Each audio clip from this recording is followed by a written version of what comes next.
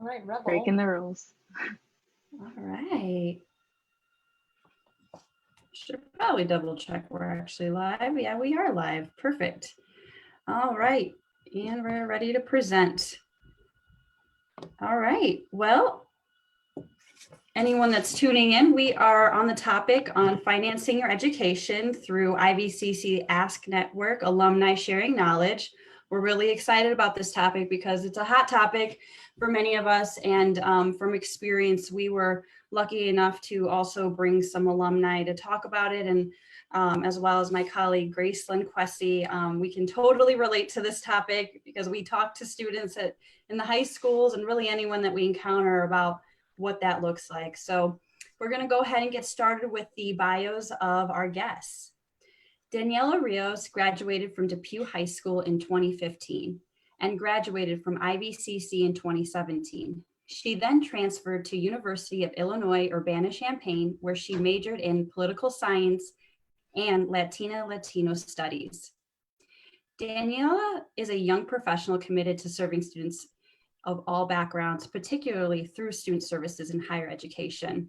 Since graduating from the U of I in 2019, she's been working with the Illinois Student Assistance Commission, ISAC, to provide financial aid and college assistance to high school students at various Illinois Valley high schools.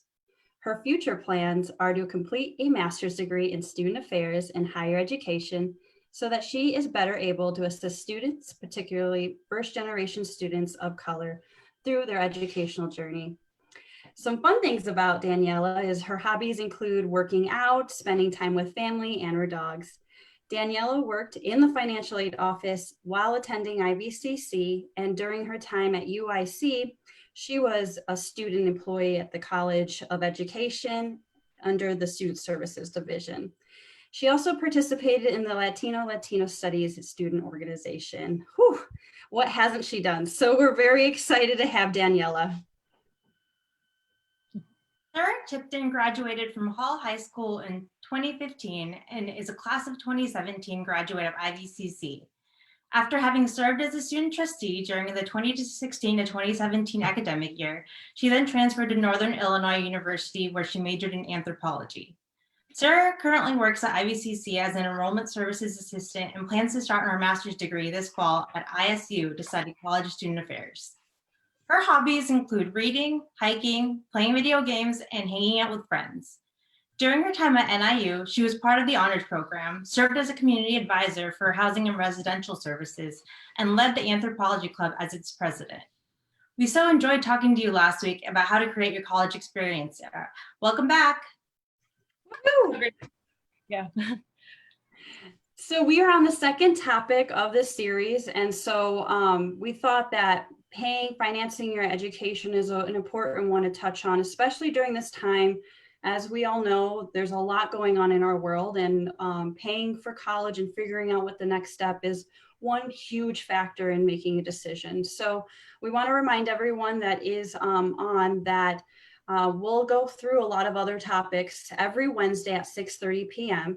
And so this is always to, really ease students' minds about what to look forward to. So if you have any ideas, thoughts, feel free to send it over to us if there's a topic that you just don't see and that we could go ahead and cover. And before we continue into the conversation, I tend to forget to introduce myself, and I'm Ezrat Loveland. I serve as the Assistant Director for Admissions, Records, and Transfer Services at Illinois Valley Community College, and also a proud alum of IVCC. Hi, everyone. My name is Gracelyn Quessy, and as a student recruitment specialist, my job is to encourage prospective students to explore the educational and career opportunities available to them at IVCC. So whether you're attending for the first time or coming back to finish what you started, we're here to help you in meeting your goals, whether they be educational or career or both. We'd also like to take this time to remind you that as your local community college, it's part of our mission to serve as your educational and career resource for all members of our district. And today, once again, we'd like to welcome Daniela and Sarah. So we're so happy to see you. Thanks so much for having us, guys. Yeah, thank you. I'm so glad to be able to join the conversation. Okay, so starting off, we always like to ask this question because everyone's answer is a little bit different. And it helps us highlight that everyone's path is unique in education, and there's no right or wrong. Can you share why you decided to attend IVCC? Sure, yeah. When I graduated high school, I really wasn't sure what I wanted to study or what I wanted to pursue. And I'm not going to lie to you guys, IVCC really wasn't my first choice. I knew I wanted a college education, but the researching, the moving away aspect, and just the cost overall really overwhelmed me. And I decided I didn't really want to spend thousands of dollars at a university for something I just really wasn't sure on. And I just felt that IVCC could just help me take the time to figure out what I wanted to do and what I wanted to study, and then also get a ton of my gen eds done. And I said this last week, and I basically got all my gen eds done by the time I transferred to NIU, that I basically was just able to focus on my major. And of course, this was just all done at a much lower cost than what I would have been paying my first 2 years at like NIU, for example. Yeah, so for me, it was, a lot of the same. It really came down to cost for me because I knew that I probably would have to take out some loans if I went to a four-year university. And like Sarah, IVCC definitely wasn't my first choice. I wanted that four-year, university experience, but I definitely think IVCC was the best choice for me, and allowed me, to graduate, get my bachelor's degree debt-free. So. So although attending college is a step that many of us start talking about earlier in our lives, way before it's time to apply, the cost of college is something that doesn't always come up in those conversations. So when did you start talking to your parents and family about paying for college, and how did it come up in your conversation? So for me, I think I started to have that conversation with my parents kind of when I started to have the conversation with myself. I think it was my senior year of high school, when I was starting to look into college and starting to go on college visits, and seeing, how much college was. I thought, well, I'm pretty sure my parents can't afford these prices. So that's kind of when I started to have the conversation with them and to really think about it myself. I would have probably liked to start thinking about that sooner and have that conversation with them sooner, maybe even like my junior year of high school. But I think overall it was like getting that conversation started. My senior year was good because I could start learning, and then also, I was able to start, kind of explaining it to my parents as well, who had no idea about the process. Yeah, I had a very similar experience. For me, it was probably same the middle of my senior year in high school, which some may think that is a little late. I was looking at different colleges and their tuition rates, and it kind of just really overwhelmed me because I knew college tuitions were expensive, but I guess I just really didn't see that price before. So that's kind of when I brought my parents into the conversation, and they didn't push me into IVCC, but I think they were really relieved when I decided to attend it because they just knew I really wasn't prepared or had that money saved. I do sometimes wonder, though, if I did start that conversation earlier and planned out better with my parents, would I have attended IVCC? Because let's face it, cost was a major factor. But I'm just really glad that I did have the learning experience that I did, because then I was just able to bring that with me when I transferred it to NIU. Thanks for sharing. So one big thing is financial aid is tricky. Let's be honest. Anytime, talking about it, or even as a student going through it, I was like, what am I getting myself into? So I'm curious for you guys. Did you find the financial aid process to be easy?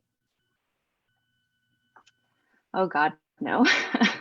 It was so scary and daunting, and even more, not frustrating, but I guess difficult, because I was learning the process myself, but then also trying to involve my parents who, didn't go to college and really didn't know what I was talking about or what I was doing, just because, there are those cultural gaps and language barriers. My parents, they speak and understand English on a basic level, but trying to kind of explain these things to them was especially difficult. But I'm really glad that I brought them into the conversation and I kind of took the time to help them learn as I learned. Obviously, it was a little bit more work because I myself was learning, trying to also, teach my parents what I was doing or kind of keep them in the loop. But I think that was extremely helpful for me and allowed me, not to go through the process completely on my own. Yeah, thanks for sharing, Daniela. How about you, Sarah? Yeah, for sure. Daniela said it. Daunting was is it? So for me, not so much either. I do remember my high school putting on some type of informational event about FAFSA, but I was so overwhelmed by it all, and I think I just was really focused on my senior year. And so when I was going through it, I think I even remember messing up at first. I somehow put in my wrong social security number, and that just slowed up the whole process completely. And it didn't really help that I filled it out last minute too. And then I had a scholarship on the line that I wouldn't be able to get until I filled out my financial aid correctly. So because of that whole experience and what happened, it really just motivated me to get it done as soon as possible the next year and every year after that. And then as I did it every year, it just kind of came easier to me as well. Yeah, thanks for sharing. So you guys kind of touched on this about, how did your parents play a role in when you started talking about the financial aid process? And thinking back, my time, I'm laughing because it was like you said, daunting, but also I felt like I was learning a different language. And so there was a lot of questions asking about, assets and what to enter. So I felt very alone, and Daniela and Sarah, you guys mentioned there's things where you feel like you have to do independently. So what would you tell a student that is navigating this process alone? Yeah, any advice on that front? Yeah, so I think I was fortunate enough to have my mom like have the patience to sit there and try to understand the process with me. And I think I would definitely tell students like if you can, try to involve your parents because a lot of the information that they're asking has to do with your parents, their income, if they have assets and all that. So yeah, I think definitely involving your parents if you're able to, right? Um, and then also um, not completely or not trying to go through it completely alone. If there's something you and your parents don't know, definitely ask for help. Go into the financial aid offices and ask for help. That's what they're there for. A lot of high schools, I know Sarah mentioned that her high school had like FAFSA nights, and ISAC sets up a lot of those nights and workshops with the high schools in the area. So definitely take advantage of those. And I did mention, involve your parents, but also don't let your parents do the whole process for you, because at the end of the day, this is for you. You're the one that's going to school. If you're taking out certain loans, they're going to be under your name, not the Parent Plus loan, though. That's going to be, on your parents' name. But at the end of the day, you're the one that's going to be going into these financial aid offices. You're the one that's going to be taking these classes. So you want to make sure that you know how to do the process as well, because once you're off at college alone, you're going to want to know what it is that you're doing, right? So that would be my advice. Yeah, that's really good. That's really solid advice. For me, my mom did attend college, but financial aid was really different for my parents. I mean, the FAFSA application process wasn't even around when my mom attended school. So I think she had to take out like personal loans from local banks. So it was definitely a new experience for both of us. I wouldn't say I had to navigate it all by myself because my parents were definitely supportive, especially when it came to like the information that I completely didn't understand, like the taxes part. But if I did have to give some advice to students who are figuring it out alone, first off, like kudos to you, but like Daniela said, you don't have to do it alone. There are resources out there to help you. It just takes some research and maybe even a phone call, but it's worth it because it's going to make the process so much easier if you just have that guidance with you. 100%. So as a reminder, even if you're not planning on attending IVCC, our financial aid office is actually open to everyone in the community. So if you're actually going to a four-year straight out of high school and you still have questions about your FAFSA, you can stop by our financial aid office and they'll help you out. So for Sarah and Daniela, while doing your own research about how to pay for college, what resources did you discover to be helpful in the process? Now, personally, I should have taken Daniela's and my own advice just now and done more research on resources, especially when I transferred to NIU. And I'm sure Daniela has a much better answer for this, but I mainly just went straight to my school's financial aid office, like you just mentioned, Graceland, where I could sit down with an advisor and they helped me out with the questions I had. I'm just someone who needs that explanation in person or over the phone. So for me, it was the experts who helped me out, and they were always willing to help out. But now, working at the college and right next to the financial aid office, I realize there's just so many more resources out there. Even like the federal student aid website, I'm pretty sure just has tons of tools and like fact sheets that can just be super helpful for a student through this process. Yeah, definitely. I think I could have done a way better job of taking advantage of, the resources that were out there when I was filling out my FAFSA, because I think Sarah mentioned that she messed up the first time, and I think I did too, which is kind of scary because it freaks you out because you're like, this is, with the government, I don't want to mess anything up. But I think once I actually realized, like, okay, I don't really know what I'm doing, I did end up going to the financial aid office at IVCC, and they were super helpful. And, from experience working there and helping students, filling out their FAFSA, like, we'll sit down with you and help you every step of the way. And if you have questions, because there's so many different circumstances between families and things like that. So taking advantage of that, even if you're going to a four-year university, I know Graceland mentioned, the financial aid offices are still there to help you, even if you're not attending, that institution. And a lot of these universities also have like chats and things like that if you're too scared or, too shy to go in person or make a phone call. So definitely take advantage of that. And then I always tell students too, like right now, my brother, he's about to be a senior, and I told him, I'm like, go on the website, on the FAFSA website. It's not open yet for you to fill out the application, but you can at least go on the site and kind of see, navigate it. So it's not completely new to you when you're filling it out. And I think that's helpful for students to kind of dip their toes in a little, so they don't feel completely overwhelmed come October 1st when they have to fill out, their applications.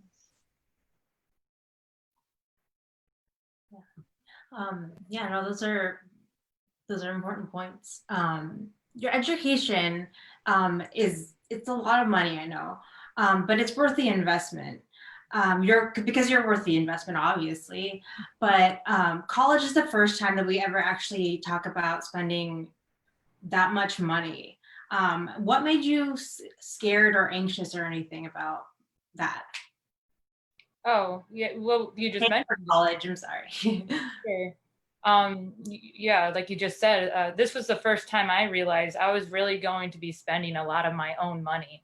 And then just another thing that kind of got me was I really thought I had to pay my IVCC tuition up front. And I did not have that money when I first registered for my classes. And then I saw that tuition price and I got super worried because I didn't even realize that payment plans were an option. But they definitely are, and it's definitely helped me out because that was a way I was able to work and save that money every month so I could slowly but surely pay off my tuition. Yeah, I think for most students, it's scary to think about paying for college. For me, it was definitely scary because I knew my parents wouldn't be able to afford the costs of these institutions, especially when I was looking at the four-year institutions. I was like, there's no way. And this was before, I even knew anything about financial aid. I knew I had to fill out the FAFSA, but I wasn't really sure what I was applying for and what that entailed. until afterwards I realized, you're applying for grants sometimes, that's needed for scholarships. And also tell you like about loans if you're eligible for them. So definitely, I think just kind of figuring out financial aid in general was daunting because I didn't know how that was all going to play a role in paying the tuition that I saw and what was owed to actually attend school. So that was definitely scary for me. Oh man, I feel like we're scaring people now. Yeah. Okay. No, it all works out. So one big thing too, the reality is that the average price of college has increased. It's doubled, and it's just wild to even think about. So I want to go back to your senior year, and you're looking at colleges. Were you ruling out certain colleges because of the sticker price? And did you do a side-by-side comparison of the financial aid packages? So I definitely ruled out some schools. Initially, I wanted to go out of state for school. But then obviously, out of state is sometimes even more expensive because out of state fees. Like I mentioned earlier, I really wanted that 4-year experience. So my plan, I was like, I want to go to a 4-year school, and then I would look at their quote unquote sticker price, and I got really scared. But what I tell students now when I'm kind of, talking about financial aid and sticker prices, I tell them, well, don't rule out any schools just from the sticker price. Wait until you do get those financial aid packages, so then you can, compare them side by side and see which one would be the better fit for you. Because sometimes, it may seem like everything's being covered on your financial aid award letter, but what's also included in that is, maybe a $10,000 loan. And you have to think about if that's something you want to take on, or maybe do you want to go to a community college where the tuition is a little bit less. But sometimes it just depends on the institution. Sometimes institutions give, you can get scholarships. Sometimes institutions have their own grant programs. Like I got a grant program through U of I that really helped me out when I transferred from IVCC. So taking all those things into consideration when you're thinking about, which colleges to attend.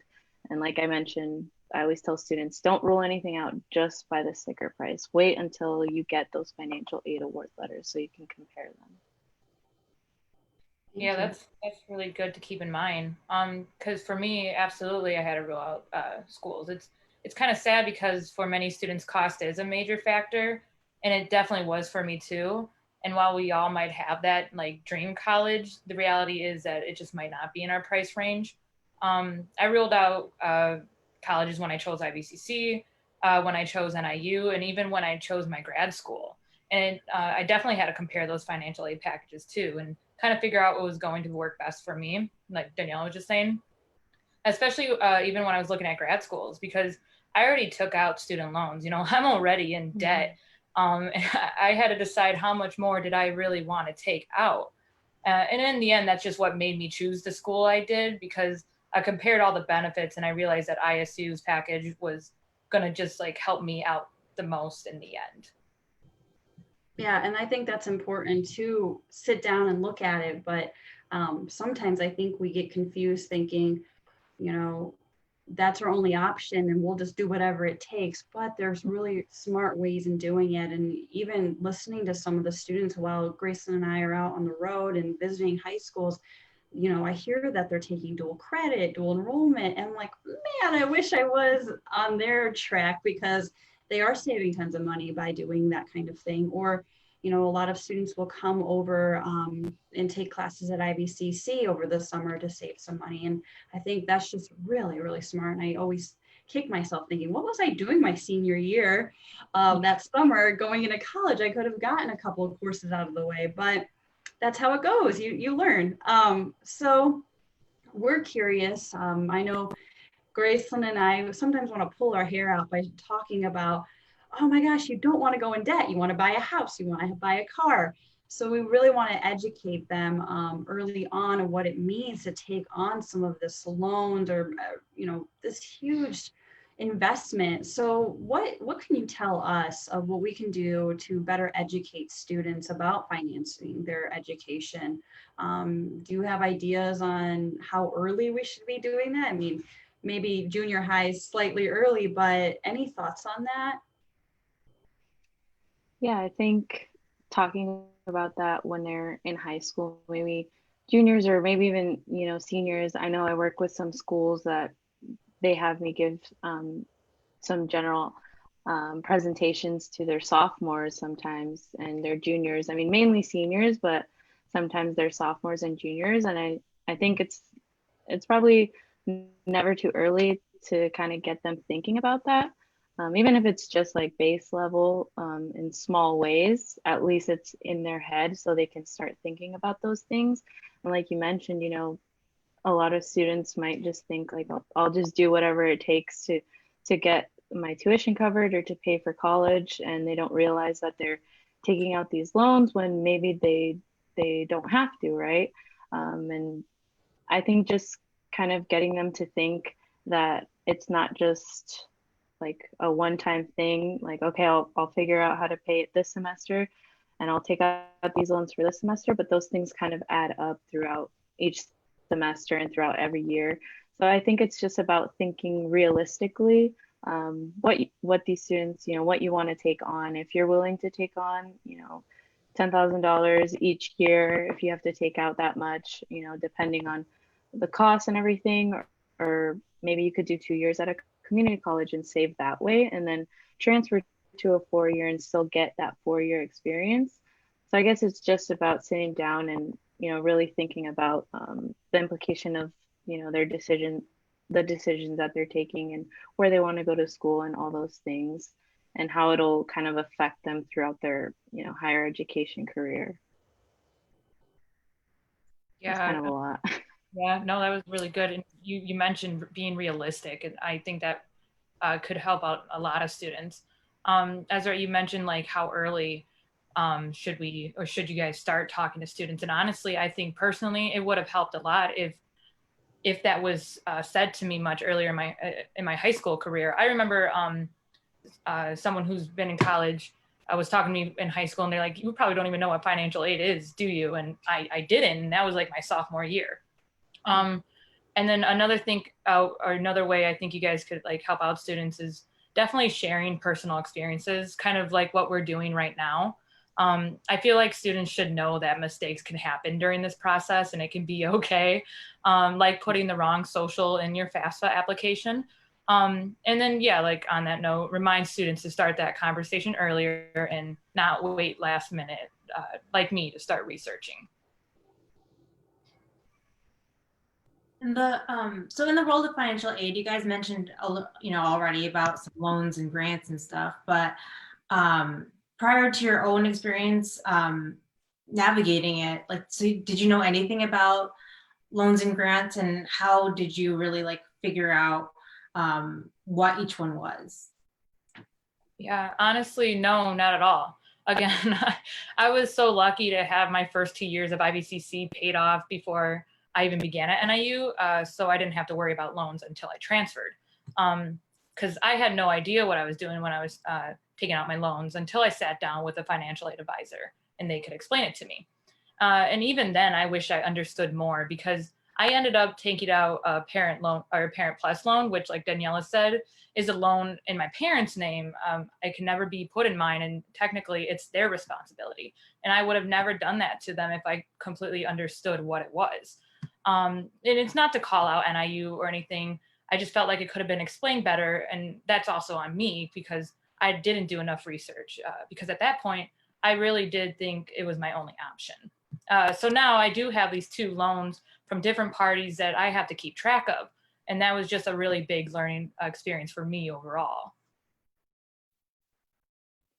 Yeah, I was kind of the same, that I really didn't know anything about loans or grants. Like I said, I applied for the FAFSA because everyone said that I needed to, if I was going to go to college. So I did it, and after that, I didn't really know what was going to happen, how I was going to pay for school. It was just kind of a waiting game, and just to see and learn what these things were. Um, it was hard to navigate. Luckily, I qualified for grants and I didn't have to take out any loans. But if I would have, needed to take out loans, like Sarah said, have done the research and things like that. And that's what I tell students now, like, make sure that you really understand which loans you're taking out, whether you're taking out, federal loans through the FAFSA, or if you're taking out private loans, which I always tell students, if if you can, if you don't need to, don't even go near those private loans. But yeah, definitely understanding what it is, that the loan that you're taking out. And like Sarah said, if you're looking into Parent Plus loans, also the parents understanding what that means too, that it's under their name, and realistically thinking, okay, am I going to be able, or am I going to want to take out, let's say, $10,000 each year? And then also thinking about if you have other children that are going to be going into school too, like, is that something that you can or want to take on as well? Yeah, that's so important, taking all that into consideration. And it's great that you extrapolate that, you're always thinking about your future and, what can this money do now, versus what it can do in the future. So always balancing that. And so we covered loans, which are generally money that you borrow that you pay back. And grants are money awarded by the state, the federal government, or some other organization that's based on need or merit.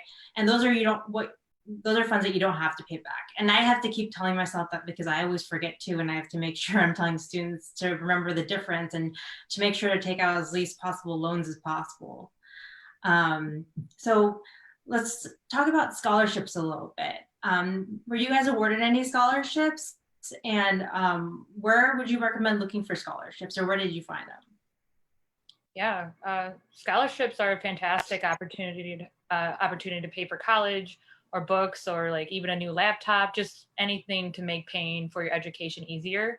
They're definitely worth looking into, especially when most of them are just take like a short essay, and all of a sudden you could be awarded like free money.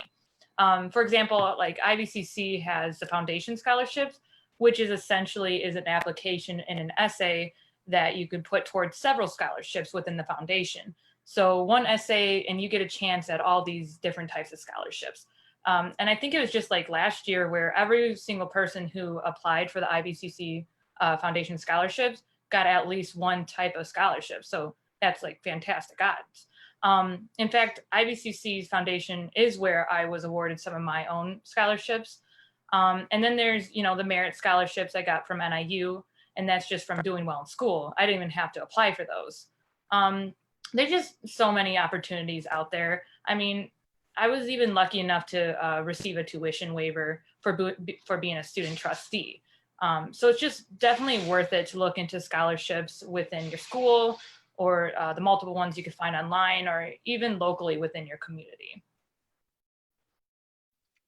Yeah, I think Sarah really hit on those points well, because the IVCC Foundation Scholarship is a great scholarship because it's just one essay that you have to write, and then you're kind of in the running for different scholarships. And I was also awarded a scholarship through the foundation, which was great because even though I did qualify for grants, it was a big help for like books. And then once I did transfer to U of I, getting a scholarship through them was helpful too, to help pay, for transportation and for my apartment and food and all that. So those are things to think about too. And a lot of schools might have similar applications where you can just write one essay and it kind of puts you in the running for different essays sometimes, or different scholarships, sorry, depending, on your major and things like that.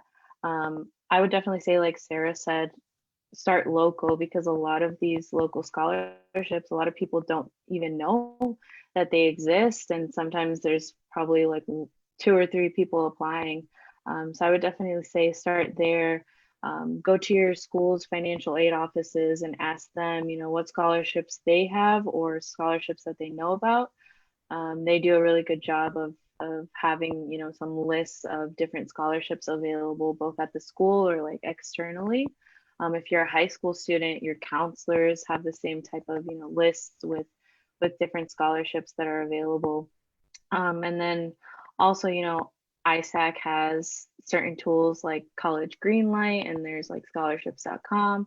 College Greenlight is a tool that I always recommend to students, to my high school students, because you can create sort of like a profile, and it'll match you to scholarships based on, you know, what major you're trying to go into, your GPA, ACT and SAT scores, things like that. So you don't have to sift through thousands and thousands of scholarships. It kind of makes it a little easier for you to match with different scholarships that you'll likely qualify for. And then you should also never be paying to fill out a scholarship. I always tell students, if a scholarship application is asking you to pay money to them, that's a big red flag. Run the other way. Oh man. That's really good advice. Man, I'm just thinking, like, I wish I would have listened to this while I was trying to figure things out. So thank you for sharing. And I know scholarship writing about yourself is always an interesting thing too. But luckily there's resources out there that can assist you in really understanding and figuring out what to share in your story when it comes to writing a scholarship essay. So we're going to move on to award letters. And I remember going through my award letter, and I'm bringing a lot of my experience just because I'm still giggling, thinking, I read that the award letter had, like, you know, a certain line item, and then it showed, you know, award amount. And then I saw a loan listed, and I was very confused. And I thought that the award letter was saying, this is all the free money we're going to give you. That's not the case. So silly me. I really needed to understand what all of that meant. So award letters are very tricky, especially when trying to really convey and get a student parent and convince them to come to their institution. So how did you guys make sense of the award letters that you did get? Did you see that work study was offered, and what steps did you take in figuring that out? Oh, goodness. When I got my award letters as, you know, as a high school student, as a senior, it was scary because I didn't understand what the award letter was. And I think if I would have went to a four-year university, I probably would have taken out a loan, just because, like you said, it kind of shows that your award letter may show you, you know, well, all your costs are covered, but like I mentioned earlier, there's also a loan included in there. So I probably would have taken out a loan just to say, like, okay, everything's covered, but I'm also taking out a loan. Luckily, when I transferred to U of I had been working at the financial aid offices at IVCC for 2 years. So I kind of understood these award letters. And for me, it was just about seeing, okay, well, I have these grants and the scholarship. Is it covering my direct costs, which would be like my tuition and housing sometimes? If you're like a freshman, your housing might be dorms because sometimes they require you, or most schools probably require you to stay there your freshman year. But as a transfer, I didn't have to stay on campus. So for me, I knew I was going to be living off campus. So I knew, okay, my direct costs that I know need to be covered for a fact are is my tuition. So I knew, okay, my grants and scholarships covered that, but I'm also being offered a loan to cover the other indirect costs like transportation, books, and stuff like that, that the school is kind of giving you like an average price of. I knew I wasn't going to be paying as much as they had on there for books because I knew I could get them cheaper somewhere. So I knew, okay, well, I don't have to take out a loan. I can kind of figure it out. I know I'm going to be working while on campus, while going to class. So I knew that I didn't have to take out loans. And that's what I tell students, like, you don't have to take out these loans. If you see them on your award, you have to take them out, or you have to take out full amount that it shows you on there. And it was also helpful to see, like, if you're offered work study. I was luckily offered work study. Those work study is need-based. So it's kind of like the grant programs as well. And something that that I didn't understand was how work study worked. I thought that it was applied to my tuition. I didn't realize that it was like an actual job that I would get paid an actual paycheck. And then it was up to me to figure out, what I was going to do with that money. It's not like, okay, it automatically gets put to your tuition. So that's something I always try to tell students so they can understand what work study is. Like you still have to go and apply to those work study jobs depending on the process at your school. Usually the financial aid offices have an application and that's how you apply. And then you work your hours and you get paid an actual paycheck. And then if you want to apply it to your tuition, you can do that. If you want to use it for like transportation or like your rent and things like that, which is what I did. So yeah, just understanding all those things. And the big one, I think, understanding that you don't have to take out loans and you don't have to take out the full amount if you don't really need it. There's definitely ways to save on books and stuff. So the sticker prices that schools show might not always be, what you actually end up paying. Yeah, that's like super great information, Daniela. And like, I wish I knew that because all of that information actually, except for the books, I knew I could get books cheaper. Yeah. I was definitely very confused when I saw my award letter as well. I barely understood the difference between like subsidized loans and unsubsidized loans. So that's where I was. And then, work study was offered. I just didn't take up on that opportunity because at the time I just felt it was best to just continue working at my current job. And then like the steps I took consisted of me basically just doing some quick Googling of how to read an award letter and then making my appointment with the school's financial aid office so they can make some sense out of it for me and explain how things are going to work. Yeah. Sarah, I appreciate how just honest you are. So thank you for that. I love I Googled how to read an award letter. That's good. So we're going in different way. I don't know. I feel like we're on a roller coaster. So I'm about to go down. So the latest student loan debt statistics for 2020 show how serious the student loan debt crisis has become for borrowers across all demographics and ages. And that's a big thing to just like take in. So I'm curious, one, how do you guys feel about that? And just advice to anybody thinking about college and what that means. I think it's crazy the amount of debt that students are in. Like I said, luckily, having gone to IVCC and having been lucky enough to work with the financial aid office and kind of understanding the process and how loans work and figuring out different ways to save on costs was helpful for me and not having to take out loans. But some students don't have that luxury and sometimes take out loans because they really need to pay for their school or they just really don't understand what it means and they just kind of want to cover all their costs and they do it because like Azarette said earlier, they just are going to do whatever it takes to attend that school and get it paid for. But I guess my advice would be, like I said, be realistic. And if you don't understand something, like Sarah said, you can Google it, or like she said afterwards, like she went to the financial aid office. I think that's such an underrated resource that a lot of students, believe it or not, don't actually go in and just sit down and be like, okay, well, can you explain this award letter to me? Kind of break it down for me because I really don't understand. Like, what are these loans and what if I don't want to take out a loan? Is there other ways, is there scholarships available, or what can I do if I really want to attend this school, but I'm having a hard time figuring out how I'm going to pay for it? Things like that, just going and asking for help and not trying to do it on your own or, figuring it out on your own. And yeah, that would definitely be my advice.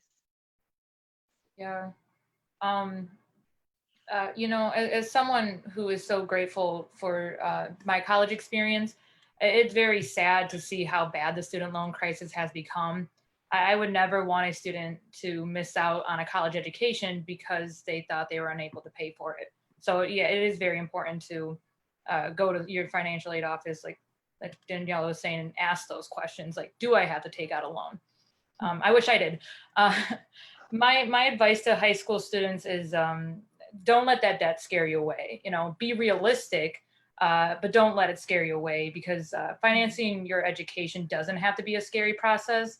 Especially like Danielle said earlier, if you just research it a little bit at a time, the resources and people are out there willing to help you, as long as you're willing to look for it and work for it. I remember my senior year at NIU, one of my last classes I needed to take before I graduated, and this class required 7 books.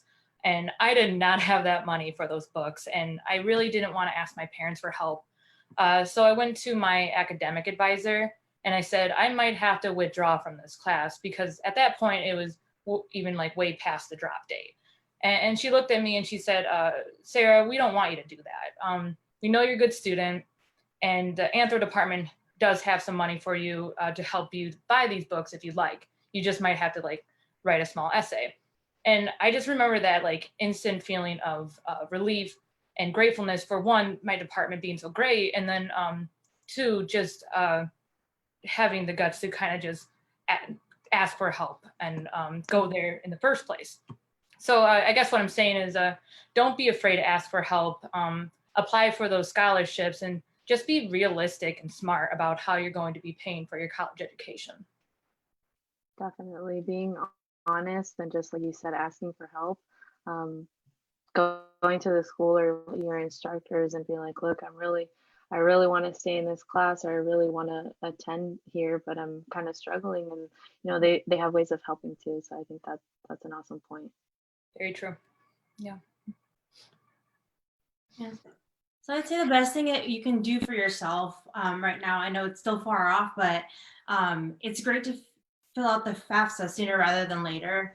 The application actually comes out. It's open on October 1st every year for the upcoming academic year. So this year, October 1st, will be for the 2021 to 2022 school year. It's a quick application, but it's not something that you want to just wait until the very last minute to fill out, because there's a lot of information and you just need to have the right documents and know where to look. It doesn't hurt to file it. There's no penalties or anything, and you might be surprised to learn what you get in your award letter in terms of the grant money that you might be eligible for. Thank you so much, Danielle and Sarah. And this is Sarah's second show, so thank you so much for putting in the time. We really appreciate hearing your guys' perspective, your story, and just your honesty and willingness to be vulnerable and sharing kind of, this is what I went through, and this is why I don't want you other students or incoming students to go through this. So we're really passionate about helping students. So you'll see on the screen my contact information along with Graceland's. An email just seems to be kind of the quick way to get any questions asked and answered. So of course, check our website if you have any other questions about, what can I do? We cannot thank Danielle and Sarah enough for not only taking time out of their busy schedules, but also, they're both about to venture into graduate school. So it's very exciting to see what they're up to. And hopefully in this picture, as you can see, there's money just flying. And so I'm hopeful that that's what will happen to you guys when you, I don't know, get a job or your financial aid package as well. So just a reminder that we will continue these episodes every Wednesday at 6:30. And we're really excited for the next topic that I'll let Graceland talk about. Yeah, so like I said, join us next Wednesday at 6:30. We're going to be talking about how some alumni chose their majors. Thank you. Thanks. Thanks, guys. Thanks Bye. for having me. Bye.